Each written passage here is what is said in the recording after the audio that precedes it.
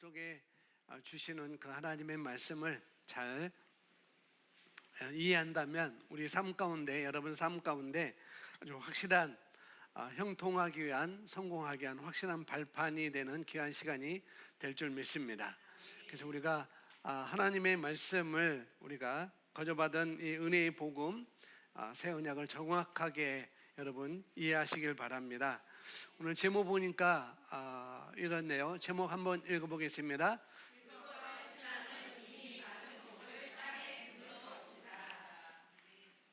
마태복음 25장에 달란트 비유가 있잖아요. 달란트 비유가 있는데 어떤 사람은 5달란트를 주인을 통해서 받았고, 어떤 사람은 2달란트를 주인으로부터 받았고, 어떤 사람은 1달란트 받았는데, 그 받은 달란트를 가지고 5달란트 받은 사람은 5달란트 더 남겨서 10개를 만들었고, 2달란트 받은 사람은 2달란트를 더 남겨서 4달란트를 소유하게 됐습니다. 한 달란트 받은 사람은 그냥 그것을 땅에 묻어두었죠.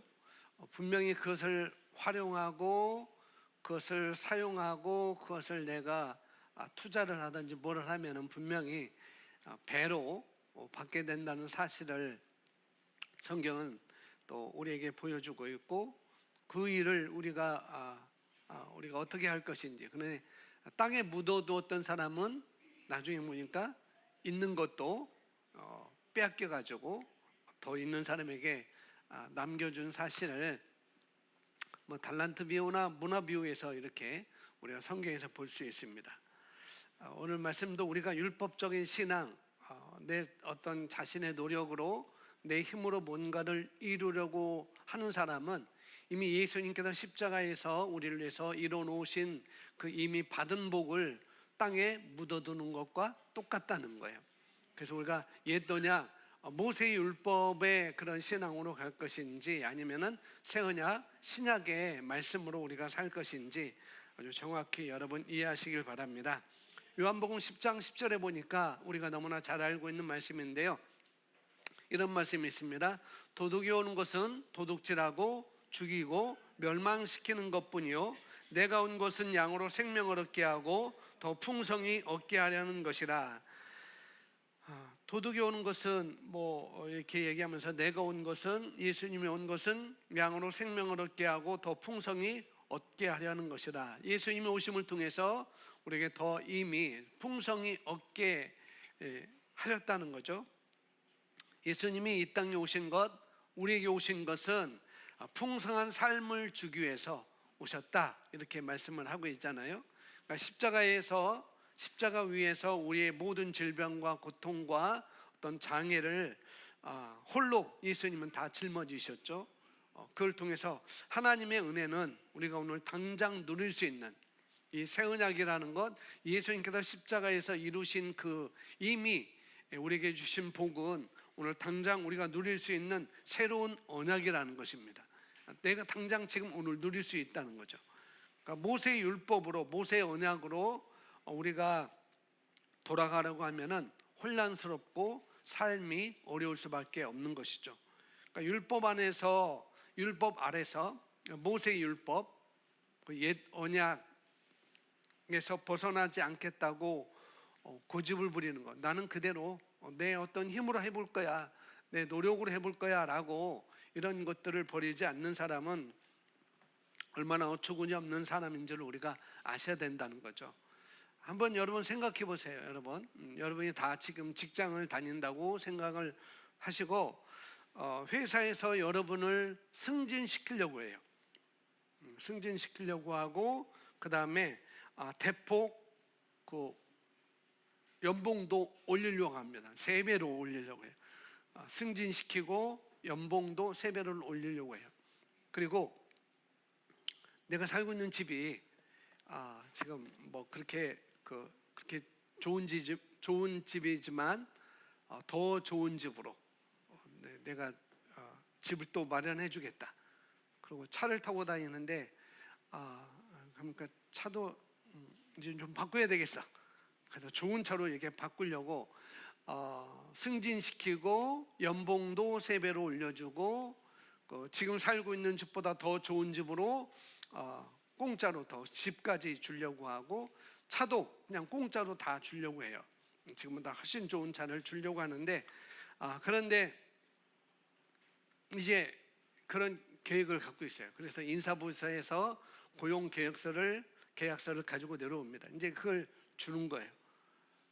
내가 여기에 사인만 하면은 너는 이런 삶을, 너는 이런 복을 받을 수가 있지라고 이렇게 고용 계약서를 가지고 오려고 하는데, 그런데 내가 지금 기존 봉급, 내가 지금 받고 있는 월급, 그 다음에 그대로 받고 차도 집도 그대로 내가 살기를 원한다, 이렇게 고집을 부려요. 나는 지금 집이 좋아요. 내 지금 차도 좋아요. 나는 지금 월급이 좋아요. 지금 연봉이 좋아요. 라고 이렇게 고집을 부리는 거죠. 그러면서 인사부에서 가져오는 고용계약서를 아주 기뻐하기는커녕 더 화를 냅니다. 왜 이런 거 나한테 주냐고. 왜 이런 거 계약서를 나한테 주냐고. 여러분 어떠세요? 어떻게 느껴지십니까? 바라볼수록 바보. 그래서 나를 이렇게 승진시키고 연봉도 3배로 올려주고 새차와 새 집을 준다고 이렇게 고용 계획서를 가지고 왔는데도 불구하고 나는 이 모습 이대로 나는 그대로 이 집이 좋고 이 차도 좋고 이 월급이 좋고, 그래서 나는 이 고용 계획서를 나는 그렇게 달갑지 여기지 않는 거예요. 어처구니 없는 그런 삶을 사는 것이죠. 우리가 듣기에도 정말 나에게 그런 기회가 왔다면 나 얼른 잡을 텐데, 어떤 사람들은 그렇지 않다는 거죠. 그렇지 않다는 사람이 없겠죠, 사실상. 그러나 신앙에서는 이와 같은 사람들이 많다는 거죠. 이미 예수님께서 십자가에서 우리를 위해서 죽으시고 장사되시고 부활하시고 승천하심을 통해서 우리에게 이미 주신 은혜와 복들이 많은데, 아직도 나는 옛 언약에 좋습니다, 나는 옛 것이 좋사오니 옛날이여라고 자꾸 그것만 고집 부리는 사람이 있다는 거죠. 우리 신앙에서 얼마나 이 하나님께서 얼마나 마음 아파하실까. 이 사장님이 이렇게 준비를 했는데도 불구하고 이 사람이 이렇게 거절하는 걸 보면서 얼마나 사장님이, 나는 주고 싶은데 너희가 사인만 하면은 너는 이런 삶을 살 수 있는데, 나는 이렇게 계획을 다 갖고 있는데 내가 그걸 인정만 하고 내가 고용 계약서를 내가 받아들이기만 하면은 너는 새로운 삶을 살 수 있고 새로운 환경에서 그 은혜를 누리며 그 환경에 형통의 삶을 누리며 살 수 있는데 내가 거절하고 있다니. 사장님이 얼마나, 회장님이 얼마나 가슴이 좀 그럴까. 하나님이 똑같다는 거죠. 우리에게 새로운 고용 계약서를 예수님을 통해서 가져오셨어요. 너는 모세의 율법 아래 그런 너의 노력으로 너의 힘으로 뭔가는 은혜를 받으려고 하고 축복을 받으려고 하고 하지만은 내가 안 된다는 걸 알았지 않느냐. 그래서 예수님이 이 땅에 오셔서 우리를 위해서 그 일을 다 이루어 놓으셨는데 나는 그걸 싫다고 한다는 거죠. 이것이 우리 그리스도인들에게 지금 일어나고 있는 현상이라는 거죠. 나는 지금이 좋습니다. 신자들의, 많은 그리스도인들의 모습이라고 이렇게 볼 수가 있는 거라는 거죠. 근데 예수님은 분명히 내가 온 것은 양으로 생명을 얻게 하고 더 풍성히 얻게 하려는 것이라 라고 말씀하고 있습니다. 그러니까 모세의 율법, 낡은 율법이라고 말하는데 이 모세의 율법의 언약대로 자신의 힘으로 또 하나님의 복과 인정, 은혜를 얻어내려고 하는 그 고집 부리는 신자들이, 그리스도인들이 얼마나 많은지 모른다는 거죠. 생명을 얻고 더 풍성히 얻게 하려고 예수님이 이 땅에 나를 위해서 십자가에 죽으시고 장사되시고 부활하시고 승천하셨는데, 하나님께서 예수 그리스도를 통해서 완벽한 희생을 치렀는데도 불구하고 그렇게 살 수 있도록, 더 풍성한 삶을 살 수 있도록 예수님을 통해서 완전한 그 완벽한 희생을 치렀는데도 불구하고 값없는 은혜를 우리에게 다 고용 계획서를 줬는데도 불구하고, 그런 새 언약을 세우셨는데도 불구하고 이 사실을 까마득하게 잊은 채, 알지 못한 채 그냥 십자가에서 이루신 일을 부인하고 사는 사람들이 너무나도 많다는 거죠. 우리는, 많은 그리스도인들이 우리는 죄인이라고 다 믿고 있어요. 그죠? 다 죄인이라고 믿고 있습니다. 우리는 죄인입니다. 그런데 십자가에서 이루신 그 일을 통해서 우리는 분명히 의인이라고 말씀하고 있어요. 그런데 그것은 믿지 않는다는 거죠. 여전히 나는 죄인으로 살고 싶어요. 나는 하나님 앞에 여전히 죄인으로 살고 싶어요 라고 그렇게 주장하고 고집부리며 사는 그리스도인들이 너무 많다는 거죠. 이미 우리에게 복을 다 주셨는데도. 근데 율법적인 신앙은 자꾸 구약으로 돌아가려고 하고 옛 언약으로 살려고 하는 그런 율법적인 신앙은 이미 우리에게 주신 복을 땅에 묻어두는 그런 사람과 똑같다는 것이죠. 율법 아래에서는 모두 다가 다 패배자예요. 율법 아래는 다 패배자예요. 우리는 예수님이 완전 완성하신 그 사역으로 인하여서 우리는 어떻게 해요? 은혜 아래, 새 언약 아래 우리는 살고 있습니다. 아멘. 그렇게 살고 있어요. 그러니까 인간의 노력의 바탕으로 된 옛 언약은, 모세 율법은 이미 폐기되었다라고 성경에서 말씀을 하고 있어요.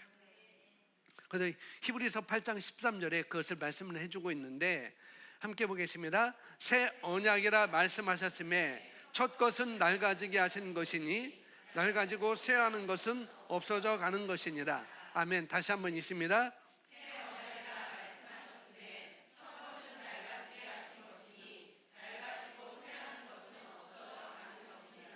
예. 그 앞에 보니까 이렇게 말씀하고 있어요. 쭉 이스라엘 백성들의 옛 언약, 이 새 언약 아래서 이미 예수님께서 너희들에게 이미 은혜와 복을 주셨는데 너희는 자꾸 왜 옛 언약으로 모세 율법으로 돌아가려고 하느냐, 그것을 왜 자꾸 그것을 필요하다고 하느냐라고 하면서 이 히브리서 기자가 쭉 얘기합니다. 그러면서 그 앞절에 그 11절에 이렇게 뭐예요? 또 각각 자기 나라와 나라 사람과 각각 자기 형제를 가리켜 이르기를 주를 알라 하지 아니할 것은 그들이 작은 자로부터 큰 자까지 다 나를 알미라. 그러면서 내가 그들의 불의를 국률이 여기고 그들의 죄를 다시 기억하지 아니하리라 하셨느니라 라고 말씀하면서, 그것이 뭐냐면은 내가 그들의 불의를 국률이 여기고 또 그들의 죄를 다시 기억하지 아니하리라, 이 말이 바로 새 언약이라 말씀하셨음에 그 말씀을 하고 있어요. 그러면서 첫 것은 낡아지게 하신 것이니 낡아지고 쇠하는 것은 없어져 가는 것이니라, 이렇게 말씀하고 있죠. 성경은 첫 것, 그러니까 모세의 율법이 낡아졌고 여기서 쇠하는 것은 이런데 쇠자는 한자로 되어 있어요. 우리가 중국어 성경을 이렇게 많이 번역했기 때문에 참고하기 때문에 쇠는 한자로 쇠할 쇠, 세력이 자꾸 없어진다라는 그런 쇠할 쇠를 쓰고 있어요. 그러니까 모세 율법은 낡아지는 것이고 세력이 없어지는 것이다라고 말씀을 하고 있는 거라는 거죠. 그러니까 모세 율법은 이제 그리스도 안에 있는 신약, 그러니까 새 언약 아래에 있는 성도들에게는 더 이상 통하지 않는다는 것입니다. 그 말씀을 여기서 하고 있는 거예요. 제가 여기 앞에 있는 은사하고 약속을 했어요. 이번 토요일 날 좀 목사님하고 미팅 좀 하자. 그래서 토요일 날 오후 3시에 목사님이 시간이 있으니까 3시에 교회 4층으로 오면 되겠다라고 이렇게 약속을 했어요. 그래서 은사도 오케이, 목사님 알았습니다라고. 토요일 날 며칠이지? 어쨌거나 토요일 날이야. 토요일 날 약속을 했어요. 미팅을 하자고. 근데 가만히 제가 보니까 토요일 날 오후 3시에 이미 선약이 돼 있는 거예요. 아주 중요한 선약이 돼 있어가지고 은서한테 다시 보내서, 은서야, 내가 토요일 날 3시에 우리 약속했잖아. 근데 목사님이 스케줄 보니까 3시에 이미 선약이 있었네. 아주 중요한 약속이라 너와 나의 그런 미팅 시간을 2시간만 더 늦췄으면 좋겠어. 그래서 오후 5시에 다시 약속을 잡자 라고 해서 다 보내서 오케이 했습니다. 서로 인지했어요. 근데 토요일 날 은서가 3시에 와가지고 저한테 카톡을 하는 거예요. 목사님, 3시에 약속했는데 왜 안 오세요? 왜 안 오세요? 3시에 약속했잖아요. 그런데 알고 보니까 3시의 약속은 지나간 것이고 오후 5시가 새로운 약속이라는 거죠. 그러니까 어떤 것이 더 중요한 거예요? 새 언약이, 새로 약속한 것이, 오후 5시에 만나는 것이 진짜라는 것이죠. 그래서 우리가 그러니까 그런 거예요. 오후 3시에 만나자고 그랬는데 왜 안 올까? 왜 안 올까? 목사님 약속도 안 지키고 미워. 그러면은 누가 잘못이에요? 은사가 잘못인 거예요. 왜? 다시 약속을 바꿨으니까. 그러니까 우리 그리스도인들이 그렇다는 거예요. 이미 옛 언약은 낡아지고 세력이 없어졌고 새 언약으로 다 하나님께서 다 이미 세팅해 놨는데, 우리가 새 언약 아래 있지 않고 자꾸 구약의 옛 율법으로 자꾸 돌아간다는 것은 하나님이 악해서도 아니고 하나님의 잘못해서도 아니고, 바로 우리가 그 하나님의 약속에 대해서 오해를 했기 때문에, 잘 알지 못하기 때문에 그렇다는 것이죠. 하나님이 구약이라는 것, 옛 언약이라는 것, 율법적이라는 것은 신약 새 언약으로 이미 대체를 다 하셨습니다. 그러니까 구약이 그러면은 신약을 줄 필요 없죠, 그죠? 새 언약을 줄 필요가 없는 거예요. 그런데 그래서 13절에 새 언약이라 말씀하셨으며 첫 것은 낡아지게 하신 것이니 낡아지고 쇠하는 것은 없어져 가는 것이니라. 그러니까 3시에 약속한 것은 낡아지고 없어진 거라는 거예요. 오후 5시가 더 중요하다는 것이죠. 그래서 그 앞절에 7절에 여기 나와 있는 써놨는데, 7절에 쉬운 성경으로 써놨어요. 함께 읽습니다.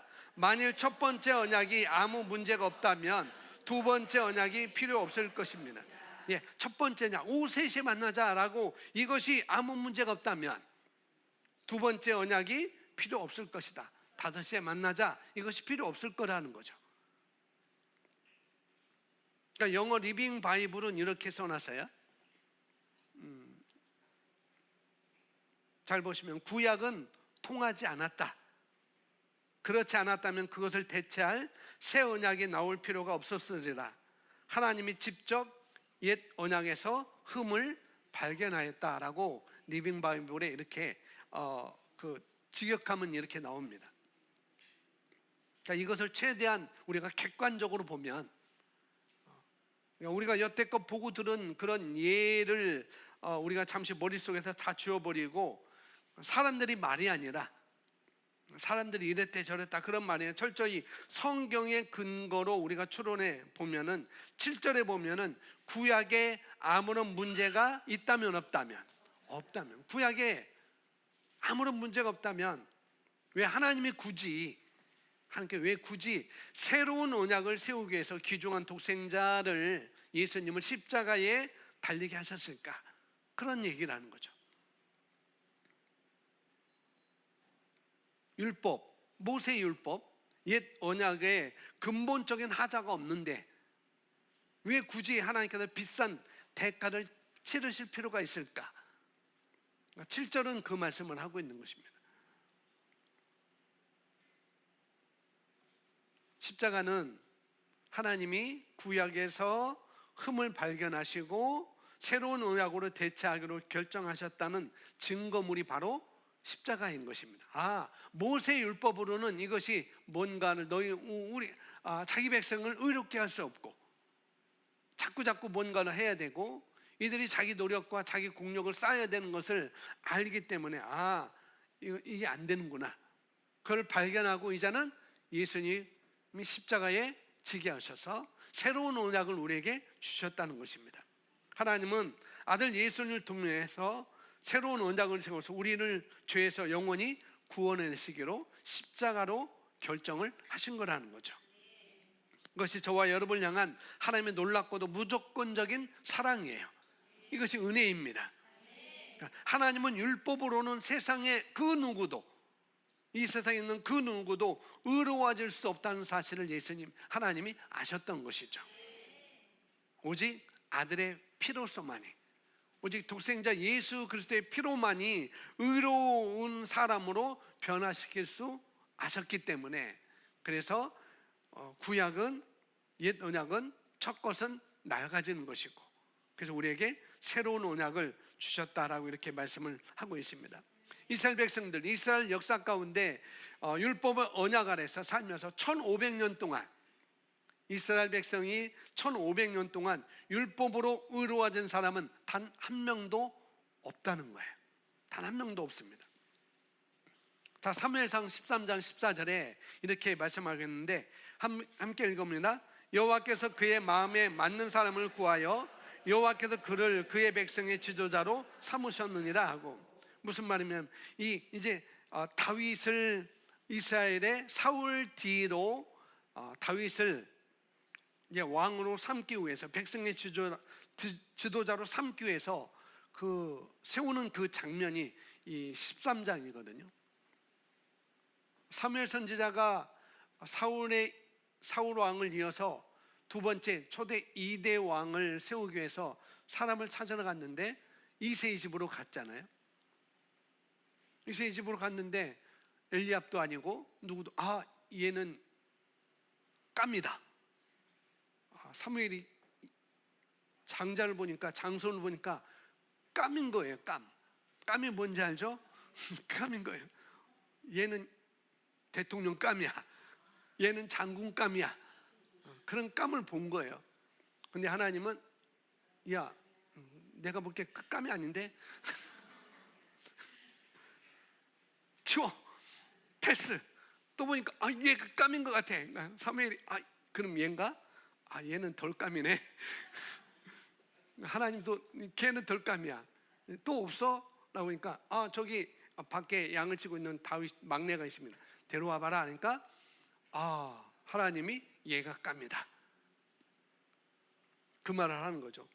그래서 여호와께서 그의 마음에 맞는 사람을 구했어요. 그리고 여호와께서 그를 그의 백성의 지도자로 삼으셨다라고 말씀하고 있습니다.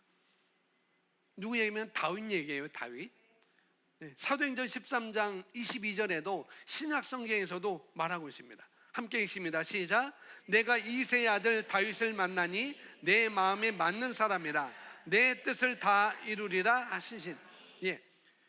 구약에서는 그의 마음에 맞는 사람을 구했고, 또 신약에서 보니까 다윗을 만나니 내 마음에 맞는 사람이라 이렇게 말씀하고 있어요. 근데 심지어 옛 언약 모세 율법 아래서는 다윗 같은 사람도 실패를 했던 것을 우리가 성경을 통해서 볼 수가 있죠. 그죠? 성경은 분명히 다윗을 가리켜서 하나님 마음에 합한 자다, 하나님 마음에 딱 맞아 라고 이렇게 말씀하고 있어요. 그렇지만 그런 다윗조차도 외간 여자인 밧세바와 바람을 피우고 그를 들킬까봐 극비한 그의 남편 우리아까지 죽이는 그런 일을 하게 된 것이죠. 다윗처럼 대단한 사람도 하나님 마음에 합한 사람이다, 내 마음에 딱 맞는 사람이야 라고 그렇게 불림을 받았던 다윗조차도 실패를 했는데, 율법 아래서 저와 여러분 같은 사람이 어찌 소망이 있겠느냐는 거죠. 우리가 어떻게? 하지만은 은혜의 새 언약 아래서는 천하의 망나니조차도 어떻게 해요? 예수님의 이름을 부르기만 하면, 누구든지 그의 이름을 부르면은 너와 내 집이 구원을 얻으리라라고 말씀하고 있습니다. 누구든지 예수님의 이름을 부르고 그분을 영접하면 얼마든지 하나님의 자녀가 되는 그런 권세를 주신 거죠. 얼마나 감사한 일이에요. 다윗조차도 마음에 맞는 사람이 실패한 사람이었는데, 이 새 언약 아래에서는, 이 신약 안에서는 누구든지 예수의 이름만 부르기만 하면 하나님의 자녀 되는 권세를 주셨다는 것. 너무나 감사한 일이죠. 아멘. 그래서 저와 여러분을 위해서 죄를 대신 짊어지신 예수님을 믿기만 하면, 그 예수님을 받아들이기만 하면 누구나 그 자리에서 의로워집니다. 그러니까 율법은 그 자리에서 의로워질 수 없어요. 그러나 신약에서는, 새 언약에서는 그냥 예수님을 받아들이기만 하면 그 자리에서 의로운 자다라고 칭함을 받게 되는 것입니다. 이게 축복이라는 거죠. 그러니까 율법 안에서는 인간 중에 최고조차도 실패했지만 은혜 아래서는 최악의 인간도 구원을 받을 수 있다는 것, 이게 바로 하나님의 은혜입니다. 그래서 우리가 더 이상 율법 아닌 은혜의 새 언약 아래 살고 있다는 사실을 아는 것이 얼마나 중요한지, 얼마나 감사한지 정말 우리가 아셔야 된다는 거예요. 내가 지금 어디 아래 있는지 이걸 아는 것이 너무나 중요하다는 것입니다. 오늘날 예수님을 믿고자 교회 열심히 다니면서도 정작 그분이 십자가 위에서 이루신 일, 나를 위해서 어떤 일을 이루셨는지 그 새 언약과 피로 사신 그런 유익들을 몰라서 패배자의 인생을 사는 그리스도인들이 너무나 많다는 것입니다. 시편 103편을 붙건데 시편 이 103편은 이 다윗의 시입니다. 하나님이 주시는 유익을 생각하라라는 그런 의미로 103편이 써져 있는데, 처음과 마지막에 다윗은 하나님을 찬양하라고 말해요. 1절, 2절에서 하나님을 찬양하라, 하나님을 송축하라, 송축하라. 마지막에도 하나님을 찬양하라, 송축하라라고 이렇게 끊고 자기에게 이렇게 스스로 요구해. 너 하나님을 찬양해야지. 너 하나님을 송축해. 너 하나님께 감사해. 너 하나님께 은혜, 내가 받은 은혜 하나님께 감사해 라고 이렇게 첫 구절과 맨 뒤에 구절에 이렇게 자기 스스로 자기에게 요구해요. 그리고 3절에 자기가 받은 은혜가 무엇인지를, 또 특혜가 어떤 것인지를, 어떤 특혜를 받았는지 열거를 하고 있어요. 3절에 말씀하고 있습니다. 그가 내 모든 죄악을 사하시며 내 모든 병을 고치시며 내 생명을 파면해서 속량하시고 인자와 긍휼로 관을 씌우시고 좋은 것으로 내 소원을 만족하게 하사 내 청춘을 독수리같이 새롭게 하시는도다. 아멘. 그러니까 다윗이 하나님께 감사하는 거예요. 하나님께 송축하고 찬양하는 거예요. 내가 하나님께 찬양할 수밖에 없지, 내가 하나님께 감사할 수밖에 없지. 왜? 자기를 돌아보니까. 뭐예요? 모든 죄를 용서받고. 다윗이 어떤 사람이었어요? 살인자였잖아요. 간음한 자였잖아요. 율법을 어긴 자였잖아요. 10계명 중에 2계명을 벌써 어겨버렸네. 의로울 수 없어요. 마음에 합한 자라고 했는데, 근데 자기의 죄를 보니까 너무나 계명도 다 범해버린 그런 다윗. 그 다윗이 자기 스스로 내가 받은 은혜가 어떤 은혜인지 고백하는 거죠. 모든 죄를 용서받고 또 중병에서 낫고 여러 가지 은혜를 입은 것에 대해서 하나님께 감사를 드리는 거예요. 바로 이것이 하나님의 마음이라는 거죠. 그가 모든 죄악을 사하시며, 하나님은 우리의 모든 죄악을 사하시고 내 모든 병을 고치시며 내 생명의 파멸에서 속량하시고 인자와 긍휼로 관을 씌우시며 좋은 것으로 내 소원을 만족하게 하사. 이게 바로 하나님의 마음이라는 것. 그러면서 2절에, 그래서 2절 여기 안 써 있지만 다윗이 그 은택을 잊지 말자, 그 하나님의 은혜를 잊지 말자라고 이렇게 말씀을 하고 있습니다. 하나님은 예수님의 피로 사신 그 모든 유익을 우리가 인식하라고 말씀하고 있어요. 다윗이 내가 받은 그 은택을 내가 잊지 말아라. 그러니까 하나님께서 내게 주신 그 은혜가 어떤 것인지 인식하라고 말씀을 하고 있는 것이죠. 그러니까 우리가 은혜의 새 언약을 통해서 받은 모든 유익과 복, 이 은혜를 남김없이 누리는 것이 바로 하나님의 바람이었던 것이죠. 지금 우리가 그렇게 사는 것이 바로 하나님의 뜻이자 하나님의 원함이십니다. 고백합니다. 죄 용서가 나의 것입니다. 죄 용서가 나의 것입니다. 건강도 나의 것입니다. 건강도 나의 것입니다. 하나님의 보호도 내 것입니다. 하나님의 보호도 내 것입니다. 은혜도 내 것입니다. 은혜도 내 것입니다. 아멘. 좋은 일도, 그리고 회복도 저와 여러분 것입니다. 이 모든 것은 주님 우리에게 주시는 귀한 선물이라는 거죠. 이 모든 거 다 이루어졌어요. 그래서 우리가 이 모든 선물을 마음껏 누려 매사에 형통한 삶을 살 때 바로 주님은 주체할 수 없이 기뻐하시는 것이죠. 하지만 예수님이 십자가에서 완성하신 일을 몰라가지고 우리가 그걸 알지 못해서 이 아름다운 선물을 제대로 즐기지 못하는 불쌍한 많은 그리스도인들이 있다는 것이 너무나 안타깝다는 거죠. 지금 너무나 많다는 거죠. 어떤 노숙자가 있었어요. 노숙자가 있었는데 최고급 뷔페집에서 나오는 그런 음식 쓰레기통을 뒤지는 그런 사람이었습니다. 뷔페집에서 나오는 음식 쓰레기통을 뒤지는 그런 노숙자였어요. 근데 그 뷔페집에서는 이 노숙자가 그렇게 하는 것이 자기 그 식당의 이미지에 좀 안 좋으니까 그런 일을 싫어했던 거죠. 그래서 노숙자를 쫓아내요. 음식 쓰레기통을 뒤지러 오는 그 노숙자를 쫓아냅니다. 어느 날 사장이 그런 모습을 보게 된 거죠. 우리 식당에서, 우리 뷔페 식당에서 이런 사람이 음식물 쓰레기를 뒤지고 있었구나. 너무나 안타까워서 이 사장님이 그 사람을 자기 양자로 삼아요.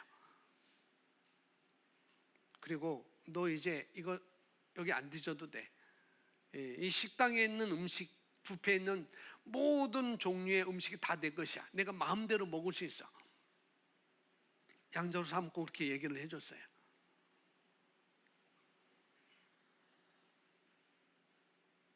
여기에 차려져 있는 모든 음식이 다 내 것이고 내가 마음대로 먹을 수 있어. 그리고 이 식당에 있는 이 식당에 속해 있는 모든 것은 다 내 것이고 내가 취할 수 있는 권세도 다 너에게 있어. 왜? 너는 내 아들이기 때문에. 그런데 이 노숙자가 묻습니다. 그럼 저 음식 쓰레기 이제 마음껏 먹어도 되나요? 그런다는 거죠. 저 쓰레기통을 마음껏 뒤져도 되냐고.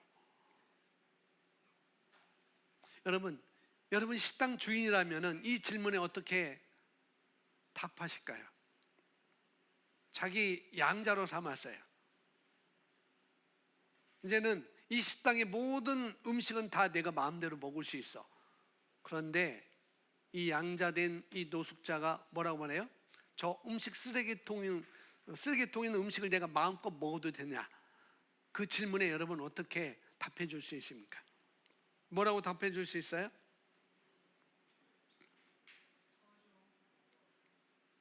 더 좋은 건 있는데, 더 좋은 것 주시려고 우리에게 주셨는데, 그렇게 양자로 삼았는데, 그 사람은 왜 자기가 그 식당 주인의 사장님의 아들이 됐음에도 불구하고 이 사람은 왜 음식 쓰레기를 얻으려고 하는 걸까요? 이 사람의 자아상은 아직도 노숙자인 거예요. 양자가 아니고 노숙자인 거예요. 이 사람에게는 최고급 식당 음식 쓰레기가 진수성찬인 거야. 그 쓰레기통에 나오는 것이 진수성찬인 것이죠. 노숙자 자아상이 있으니까. 뭐냐면 신분은 바뀌었으나 마인드가 아직 어떤 마인드? 노숙자의 마인드를 가지고 있으니까. 똑같다는 거죠, 우리도. 그래서 십자가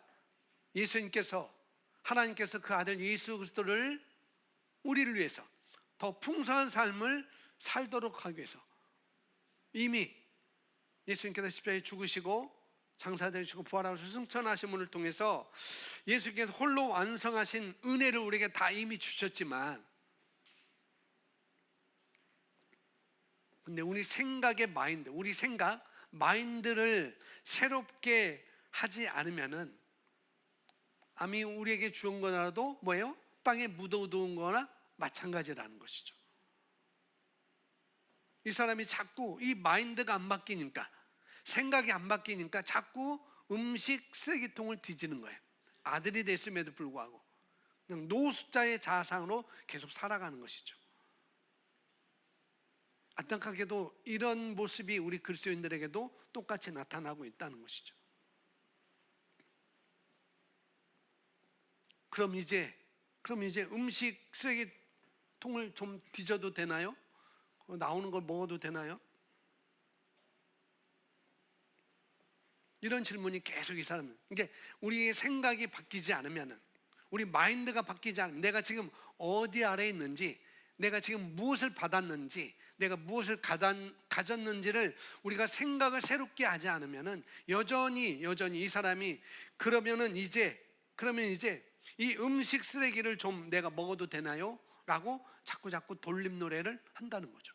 이 주인은 아니야, 이 식당에 나오는, 이 식당이 안에 있는 음식이 다 내 거야 라고 그렇게 말함에도 불구하고 어떻게 해요? 이 노숙자는 그럼 쓰레기통 맘대로 뒤져도 되죠? 아니야, 안에 있는 것이 내 거라니까.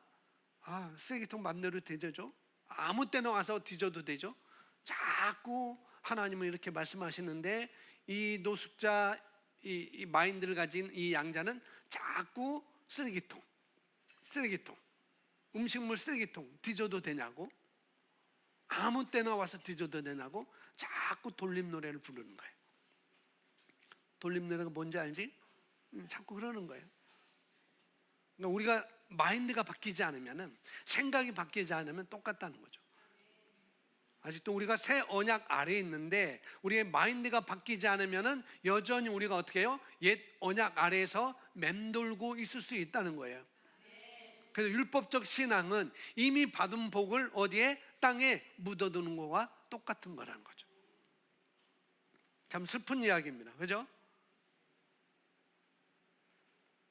이것도 슬픈데 더 슬픈 사실은 뭐냐면, 지금도 이런 상황이 매일같이 우리 그리스도인들 삶에서, 생각 속에서 재현되고 있다는 것이 너무나 슬픈 이야기라는 거죠.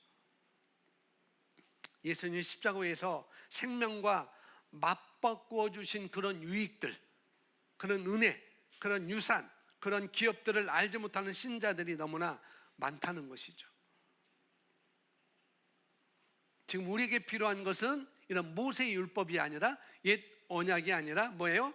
예수 그리스도께서 우리를 위해서 피 흘려 주신 뭐예요? 새 언약이 우리에게 필요한 것입니다. 필요한 것이 아니라 그걸 아는 것이 중요한 거예요.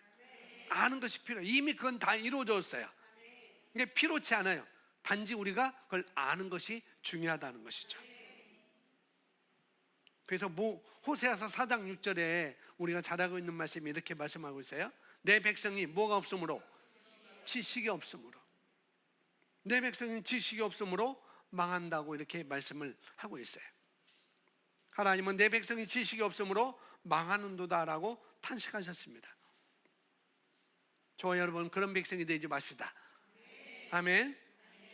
예수님과 그분의 인격과 그분의 사랑과 그분의 은혜를, 그분이 이루신 일을 온전히 아는 백성이 돼야 되는 것이죠. 이게 더 중요합니다. 그러니까 무지로, 나의 무지로, 그것으로 인해서 누릴 것을 누리지 못하는 삶에서 우리가 벗어나야 되는 거죠. 이 노숙자처럼, 이 양자처럼. 그래서 저와 여러분, 오늘부터 그리스도 안에서 우리가 얻은 언약의 권리를 찾아 누리는 것입니다. 아멘. 그래서 모든 것을 우리가 어떻게 하면 십자가의 관점에서 볼 수 있어야 돼요. 십자가의 관점. 우리가 은혜를, 그 하나님의 은혜에 대해서 제대로 알려면은 먼저 언약이 무엇인지 우리가 먼저 알아야 됩니다. 인류 역사 내내 하나님은 언약을 통해서 인간과 관계를 맺으셨어요. 구약에 아브라함과 이스라엘 백성들과 아브라함과 관계를 맺을 때도 언약이라는 걸 세우셨죠. 아브라함 자신에게도, 아브라함 후손에게도, 이스라엘 백성들에게도 똑같이 관계를 맺고자 할 때 뭐냐면은 언약을 통해서 관계를 맺으셨던 것을 볼 수 있습니다. 창세기 17장 10절에 이 하나님께서 이 언약을 맺는 과정이 있는데 이렇게 말하고 있습니다. 너희 중 남자는 다 할례를 받으라. 이것이 나와 너희와 너희 후손 사이에 지킬 내 언약이니라. 11절 너희는 포피를 베어라. 이것이 나와 너희 사이의 언약의 표징이니라. 그러니까 하나님과 이스라엘 백성 사이에 맺은 언약은 상호 협약이 아니라 뭐예요? 전적으로 하나님의 선택 행동이었던 것을 볼 수가 있습니다. 그러니까 언약은 단순히 계약이 아니라 단순한 계약이 아니라는 거죠. 먼저 이 언약이라는 것은 법적 합의가 아니고 뭐예요? 또한 언약은 모든 피가 개입된다. 피의 언약이라는 거죠. 그래서 결혼이라는 것이 단순히 계약이 아니라 언약인 이유이기 때문에 성스러운 것입니다. 결혼이라는 것. 그래서 결혼식도 언약의 관점에서 우리가 봐야 돼요. 그러니까 이스라엘과 하나님의 눈의 언약은 피를 흘려야 할 만큼 뭐예요? 엄숙한 거였다는 거죠. 그래서 창세기 17장에도 피를 흘리는 언약을 하게 된 것입니다. 근데 신약에서도 우리 죄를 사하는데도 뭐가 필요했느냐? 예수님의 피가 필요했던 것이죠. 마태복음 26장 28절 함께 있습니다. 이것은 죄사함을 얻게 하려고 많은 사람을 위하여 흘리는 바 나의 피 곧 언약의 피니라. 죄사함을 얻게 하려고 많은 사람을 위하여 흘리는 바 나의 피 곧 언약의 피니라. 그러니까 언약에는 항상 피가 관계되어 있다는 거예요. 그리고 누가복음 22장 20절에도 저녁 먹은 후에 잔도 그와 같이 하여 이르시되 내 잔은 내 피로 세우는 새 언약이니 곧 너희를 위하여 붓는 것이라 라고 말씀하고 있습니다. 새 언약도 옛 언약도 피가 있어야 됐고 새 언약도 피가 있어야 됐어요. 옛 언약은 짐승의 피가 필요했지만은 새 언약에서는 아들 독생자 예수 그리스도의 피가 필요했던 것이죠. 그래서 오늘날 성경을 오해하고 곡해하는 교회가 많이 있습니다. 주된 원인이 많이 있지만 그 가운데 하나가 바로 구약과 신약을 확실하게 구분하지 않고, 이 구약과 신약을 옛 언약과 새 언약을 확실하게 구분하지 않고, 즉 예수님의 십자가를 잘 모르고서 멋대로 구약을 구절을 인용하기 때문에, 전하기 때문에, 해석하기 때문에 그런 것이죠. 마치 십자가 이전이나 이후나 똑같은 것처럼 말하기 때문에 그렇습니다. 근데 많이 그렇게 해요. 그래서 우리가 구약의 구절을 근거로 구약의 구절을 근거로서 하나님의 백성들을, 하나님의 성도들을, 신자들을 이 하나님의 백성들이 죄를 지으니까 하나님이 막 화나가지고 노예가지고 죽이고 질병을 고통을 준다고 주장한다는 거죠. 그렇게 주장하기 전에 뭐예요? 우리는 그 구절이 어디까지나 구약의 구절이라는 것을 우리가 알아야 된다는 거죠. 그걸 고려해야 됩니다. 그리고 그것이 그리스도께서 아직 십자가 위에서 돌아가시기 전에 기록된 구절이라는 걸 우리가 알아야 되죠. 그렇다면 구약을 잊지 말아야 되겠네요? 라고 할 수 있지만 그렇지 않다는 거예요. 구약을 잊지 말라는 얘기가 아니라 구약이 굉장히 중요합니다. 왜? 구약은 예수님이 오실 모형과 그림자이기 때문에 너무나 중요하다는 거죠. 그래서 구약도 반드시 읽어야 돼요. 단지 우리가 구약을 볼 때 어떤 관점에서 보여야 되냐면은 아까 뭐라 했어요? 신약의 십자가의 관점에서 보라고 그랬잖아요. 단지 예수님이 하나님의 말씀 속에 숨은 보물을 찾기 위한 열쇠라는 사실을 우리가 정확히 알고 구약을 보셔야 돼요. 구약에서는 예수님이 숨겨져 있어요. 보물 찾기 하는 거예요. 구약의 어린 양을 드림을 통해서 이 속에 예수님이 숨겨져 있구나. 번제를 통해서 예수님이 숨겨져 있구나. 화목제를 통해서 예수님이 숨겨져 있구나라고 보물찾기를 할 수 있지만 신약에서는 이제 예수님이 드러나셨습니다. 아멘. 우리가 방금 읽었던 마태복음 뭐예요? 28절이나 26장이나 누가복음 22장에서 이제 예수님이 완전히 드러나시죠. 그래서 신약의 기초가 된, 우리가 신약의 기초가 돼서 탄탄할수록 구약에 감춰진 예수님을 우리가 발견할 수 있다는 것이죠. 그래서 지금은 모든 성경을 우리가 십자가의 관점에서 읽고 공부를 해야 되는 시대인 거예요. 아멘. 디모데후서 2장 15절에 이렇게 말씀하고 있습니다. 함께 있습니다. 너는 진리의 말씀을 옳게 분별하여 붉고 일꾼으로 인정된 자로 자신을 하나님 앞에 드러내긴. 아멘. 사도 바울은 젊은 제자 이 디모데에게 조언을 해주는 말씀인데요, 우리도 깊이 새겨야 할 말씀입니다. 너는 진리의 말씀을 옳게 분별하여, 하나님의 말씀을, 언약을 옳게 분별할 줄 알라는 거예요. 하나님의 말씀을 내가 옳게 분별할 줄 알아야 되지. 그래야 하나님의 말씀대로 부끄러울 것이 없어진다는 것이죠. 그러면서 히브리서 10장 12절에 이렇게 또 말씀을 하고 있습니다. 읽습니다. 오직 그리스도는 죄를 위하여 한 영원한 제사를 드리시고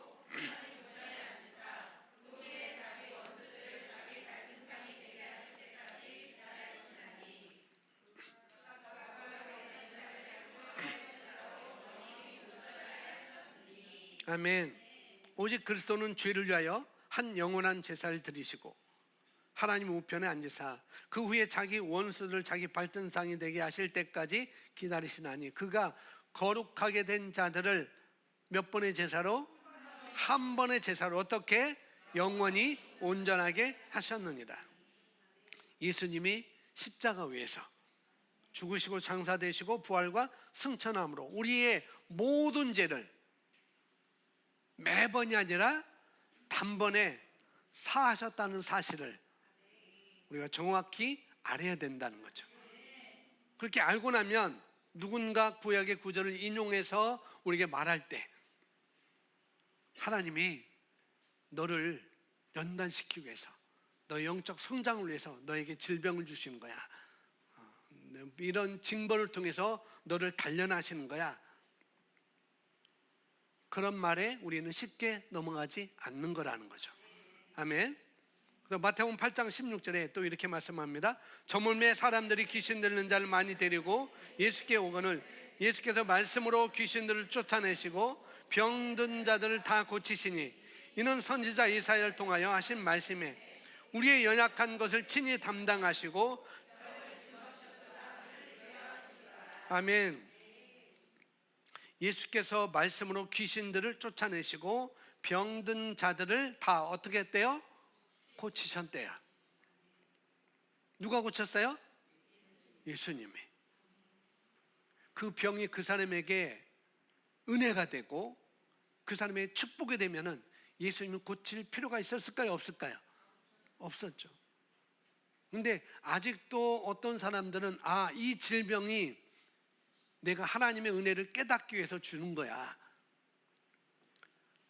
이 고통이 하나님이 너를 얼마나 사랑하는지를 내가 알기를 위해서 주는 거야 라고 주장하는 사람들이 아직 많다는 거죠. 그렇지 않다는 사실을 우리가 알아야 됩니다. 아멘. 하나님께서 분명히 우리의 겸손을 가리키기 위해서 질병을 주시는 분은 아니라는 거죠. 하나님의 사랑을 깨닫기 위해서 우리에게 고통을 주시는 분이 아니라는 것이죠. 우리는 그걸 속지 않아야 돼요. 그러니까 율법의 모든 조항은 완벽히 지키지 않으면 하나님 눈에 들 수 없다는 말을 이렇게 하고 있는데 그렇죠. 근데 하나님은 뭐라고요? 하나님은 율법이 할 수 없는 일을 독생자 예수 그리스도를 통해서 다 하셨다라고 또 말씀하고 있습니다. 로마서 8장 3절에 말씀하고 있는데 함께 읽습니다. 시작.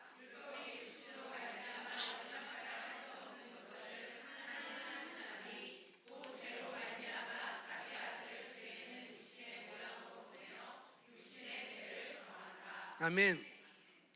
우리 남학생 모두 읽어주세요. 시작. 다시 시작.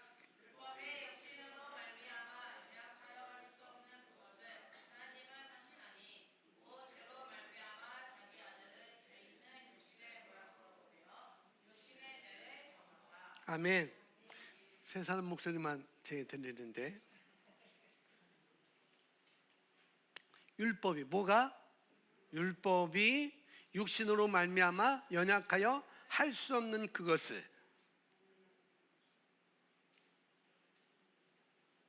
하나님은 어떻게 해요? 하시는. 그러니까 율법의 모든 조항을 완벽히 지키지 않으면 하나님의 눈에 들 수 없다는 뭐예요? 말은 다 어떻게 보면은 거짓말이라는 거예요. 근데 하나님은 하실 수 있대요. 아멘. 누굴 통해서? 예수 그리스도를 통해서 그걸 다 이루셨습니다. 곧 죄로 말미암아 자기 아들을 죄 있는 육신의 모양으로 보내어 육신의 죄를 정하셨어요. 그래서 이제는 예수님을 믿기만 하면, 아멘, 율법에서 규정하는 의의 조건이 다 어떻게 해요? 이루어진다는 거예요. 수요일날 말씀드린 너 자격 있어, 너 합격라고 말하는 것처럼. 그러니까 얼마나 엄청난 진리예요. 그래서 예수님은 수많은 성경 구절을 통해서 어떻게 해요? 새 언약 안에서 우리가 받은 은혜와 복을 선포하셨어요. 그런데도 불구하고 어떻게 해요? 허튼 소리에 속는다면 참으로 어리석은 자라는 것이죠. 그래서 율법적 신앙은 이미 받은 복을 땅에 묻어두는 것입니다. 율법적 신앙. 우리가 예수 그리스도를 통해서만 의인이라는 사실을 우리가 확실히 알아야 돼요. 아멘. 율법을 지켜야 의로워진다는 말은 귀담아 들을 필요가 없습니다. 뭔가 내가 자격을 가져야, 어떤 조건을 가져야 내가 의인이 돼야 라는 그런 말은 귀담아 들을 필요 없어요. 그 율법이 누구를 위한 것인지 디모데전서 1장에서 말해줍니다. 잘 보시기 바랍니다. 잘 보시면 읽어주세요. 1장 8절 시작. 그러나 율법은 사람이 그것을, 아멘. 그러니까 율법은 사람이 그것을 어떻게 쓰면, 적법하게 쓰면, 다 지키면 선한 것임을 우리가 아노라라고 말합니다. 하나님께서 율법을 주셨는데 그 법에 맞게 살면, 그러니까 그 법은 뭐예요? 선한 거라는 거예요. 이미 율법도 선한 거예요. 어떤 사람에게? 그 율법에 맞게 사는 사람에게. 그런데 9절에 이렇게 말합니다. 알 것은 이것이니, 너희가 알아야 되는 건 이거야 하면서 시작. 율법은 옳은 사람을 위하여 세운 것이 아니요 오직 불법자와 복종하지 아니하는 자와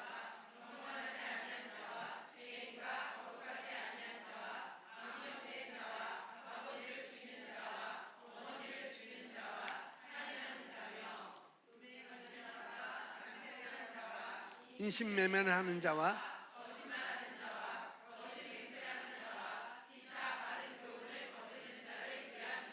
아멘. 자, 여기에서 나는 한 가지라도 여기에 들고 있습니다. 저는 찾으니까 한 2가지, 3가지네요. 여기 다 지키고 계신 분들이 대단하신 분들이네.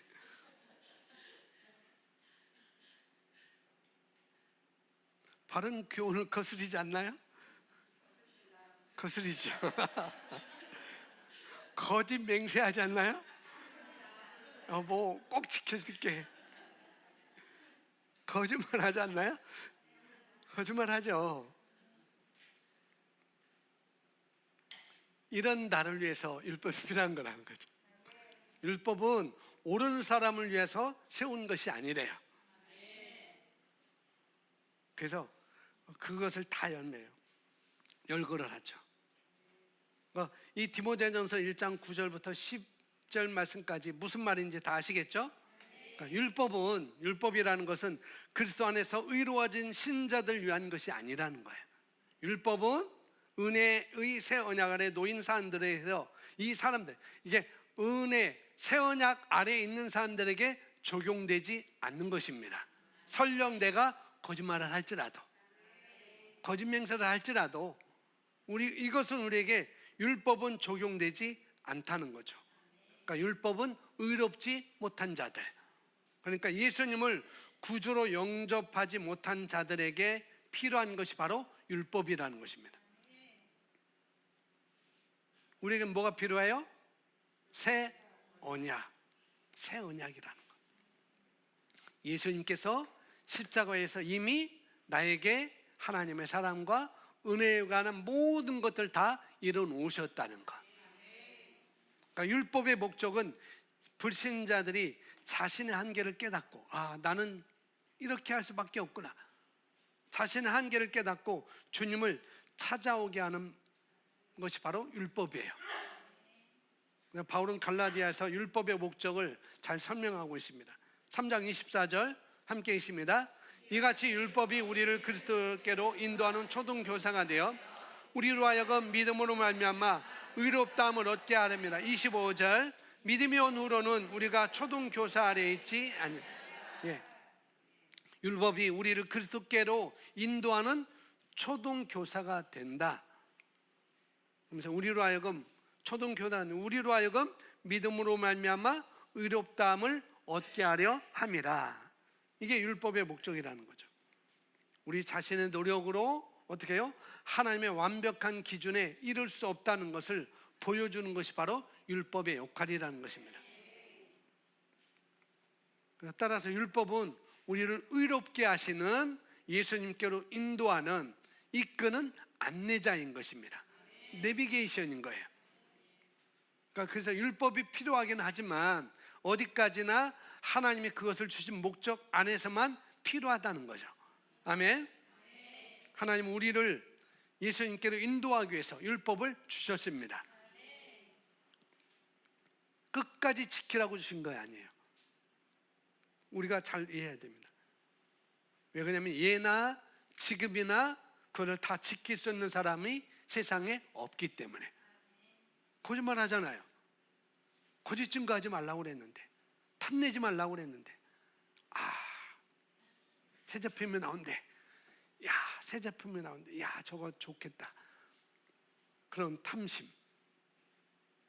배가 부른데 잡채가 김이 모락모락 나고 다시 갖다 놓네. 한 숟갈 더 먹어야지 다시 가는 그런 탐심. 이게 다. 그러니까 예나 지금이나 그것을 지킬 수, 율법을 지킬 수 있는 사람이 없다는 거죠. 이제 우리 유인물은 없어요. 스크린을 보시고 천천히 읽으시면 됩니다. 율법과 은혜. 유인물은 없어요. 나중에 이건 사진 찍어도 됩니다. 나중에 뭐 나오니까 영상 보고 써. 자, 율법은 시작. 율법은 우리에게 조건을 내려주지만 은혜는 율법은 은혜는 이해가 되시죠? 다음. 율법은 율법은 우리의 부족함을 적나라하게 드러내지만 은혜는 그리스도 안에서 우리를 충분함을 깨워줍니다. 다음 또 있어요. 율법 아래서는 하나님이 실패한 사람에게서 떠나가지만 은혜 아래서는 우리가 아무리 실패해도 하나님은 결코 우리를 버리거나 떠나지 않습니다. 아멘. 다음. 율법은 시작. 율법은 우리가 해야 할 일이지만 은혜는 예수 그리스도가 해주신 일입니다. 율법은 우리에게 짐을 지우지만 은혜는 예수님 대신 짐을 져주는 것입니다. 다음.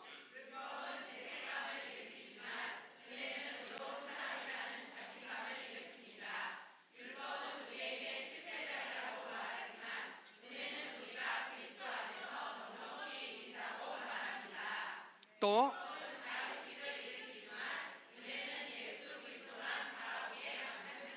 아멘. 이게 율법과 은혜의 차이라는 거예요. 어디 아래 있겠어요, 여러분? 무엇을 날려고 합니까? 자꾸 율법으로. 그러니까 이미 받은 복을 율법적 신앙은 자꾸 우리가 받은 복을 땅에 묻어두는 거예요. 은혜가 무엇인지, 이런 은혜를 우리가 받았는데 자꾸 우리가 율법적 신앙으로 돌아가면은 그 은혜를 땅에 묻어두는 거라는 거죠. 은혜는 거저줍니다. 은혜는 죄인을 의롭게 합니다. 은혜는 풍성한 삶을 낳아요. 그리고 은혜는 그리스도 안에서 우리를 충분함을 깨우쳐 줍니다. 은혜 안에서는 우리가 아무리 실패해도 하나님은 결코 우리를 버리거나 떠나지 않는다고 증거합니다. 은혜는 의로운 사람이라는 자신감을 일으켜줘요. 은혜는 우리가 그리스도 안에서 넉넉히 이긴 자라고 말합니다. 은혜는 예수 그리스도가 해주신 일을 말하고 있습니다. 아멘. 은혜는 예수님이 대신 짐을 져주는 것이고, 은혜는 예수 그리스도만 바라보게 합니다. 우리가 이것을 잘 아셔야 돼요. 자, 히브리서 8장 6절 보겠습니다.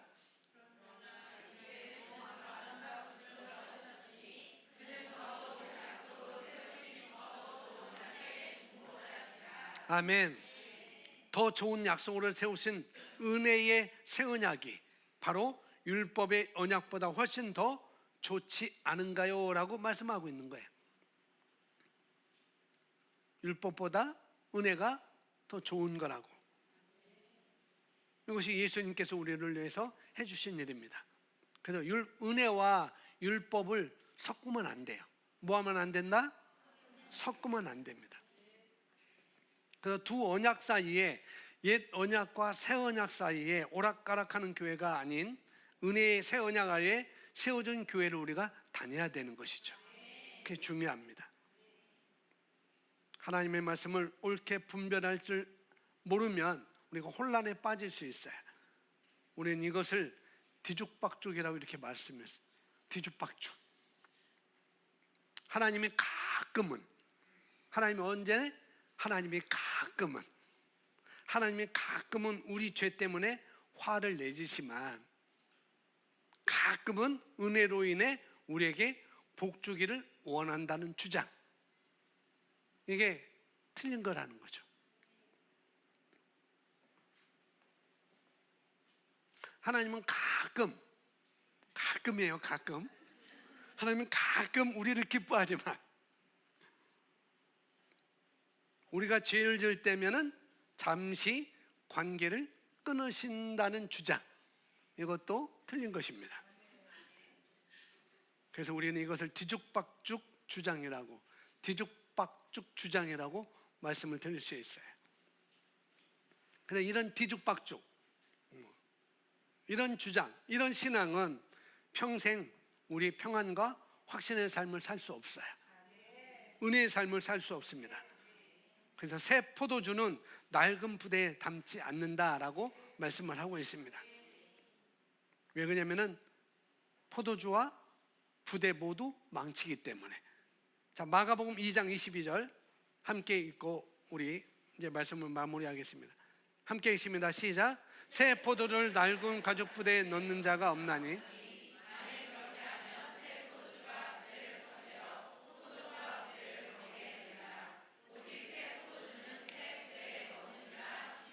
아멘. 그래서 은혜와 율법을 섞지 말라는 거예요. 은혜와 율법을.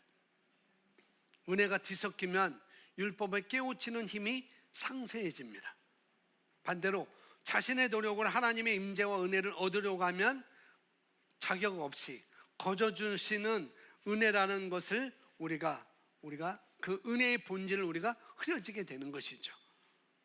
율법으로 은혜를 얻으려는 것은 모순이라는 것. 사람들은 율법과 은혜의 균형이라고 말하지만 하나님은 뒤죽박죽이라고 말할 수 있다는 거죠. 그래서 여러분, 귀로 듣는 모든 것을 하나님의 말씀의 체에 걸으라는 당부를 꼭 하고 싶습니다. 마지막 그림, 이게 뭐예요? 키예요. 키질, 체. 키질을 하면서 알곡과 쭉정이가 다 분리되죠. 우리가 귀로 듣는 모든 것을 하나님의 말씀이라는 키로 어떻게 해요? 키질을 해야 돼요. 걸러야 됩니다. 그걸 하나님께서 우리에게 말씀하고 있어요. 그래서 여러분 설교만 듣지 말고 직접 성경 읽고 여러분 확인하셔야 돼요. 설교자의 말이라고 다 여러분 받아들이지 말고 지혜를 발휘하시기 바랍니다. 이것이 옳은지 그른지를 퀴즈를 해야 돼요. 아멘. 하나님이 뭔가 중요한 교훈을 주시려고 아프게 하시는 거야. 그걸 퀴즈를 해야 돼요. 이런 말을 들릴 때마다 가슴에 손을 얹고 생각해 보세요. 하나님이 내 아버지가 그런 분인가?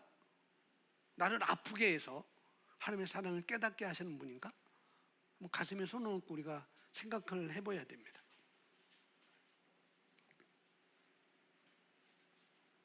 그래서 우리가 하나님께서 우리에게 질병을 주시는 분이다? 그럼 예수님이 그 질병을 없앨 필요가 없잖아요. 십자가 질 필요가 없잖아요. 근데 십자가에서 분명 말씀해 모든 죄와 모든 질병을 예수님께서 십자가에 다 멸하셨다고 말씀하고 있어요. 그러니까 이런 것들을 우리가 잘 아셔야 됩니다. 그러니까 율법과 은혜를 뒤섞이면은 하나님의 은혜의 본질을 우리가 흐려질 수 있어요. 하나님의 사랑을 흐려질 수 있습니다. 우리가 그래서 잘 알아야 됩니다. 예수님의 값없는 은혜로 인생의 모든 영역에 성공을 거둘 수 있는 것이 바로 새 언약을 통한 우리의 권리라는 사실을 여러분 아시기 바랍니다. 따라합니다. 율법적 신앙은 이미 받은 복을 땅에 묻어둔다. 아멘. 그래서 우리는 새 언약 아래서 자꾸 말씀에 퀴즈를 해야 돼요. 여기서 그러니까 우리가 귀로 듣는 걸 잘 들어야 된다는 거죠. 귀로 듣는 걸 잘 퀴즈를 해야 돼요. 이게 하나님의 말씀인가? 이게 구약에서 말씀하시는 것인지 아니면은 신약에서 또 말씀하는 건지, 이게 이루어지지 않은 말씀인지 이것이 이루어진 말씀인지 우리가 퀴즈를 해봐야 돼요. 그래서 알곡과 죽정이를 걸러내셔야 은혜로운 삶을 우리가 살 수가 있습니다.